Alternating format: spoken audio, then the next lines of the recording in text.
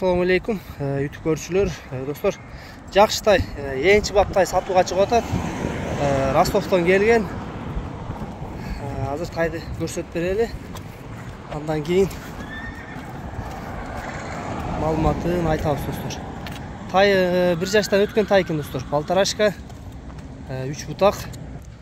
Тайдын баскандарын көргүлө. Бою да чоң экен.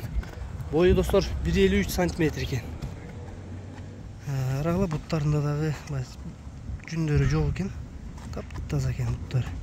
3 бутак экен. Колго жош экен бул, колго көнүп калыптыр.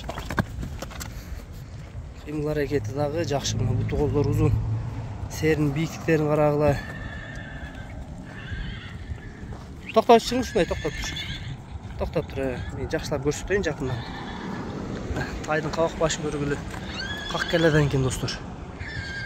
Жылкынын башында эти жок. Серин бийиктиктерине карагыла. Көкүрөктүн кеңдиктери. Туяктар өзүп калыптыр. 3 буту кичине экен, достор. Буттары таптаза. 4 казыктын нарага бастырчы.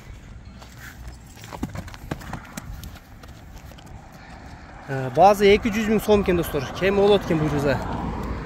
Жакса байланышка чыга бересиңер. Дареги Бишкек, Ленинскийде, достор. Токтот ушундай. Узундуктарына карагыла. Жакшы тай экен, энчи бап.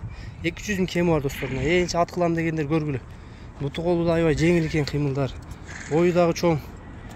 200 000 кеми бар экен. Байланышка чыга бересиңер. Номерлерди астына жазып калтырабыз. Уч каякчылык болсо керек деп ойлоп койдум. Кабак башта да баягы эти жок. Жылкы экен, буттарында карагыла. Ак чөлмөктүн узундуктарын. Буттарда да мындай жүндөрү жок экен да тайдынчы. Буттары да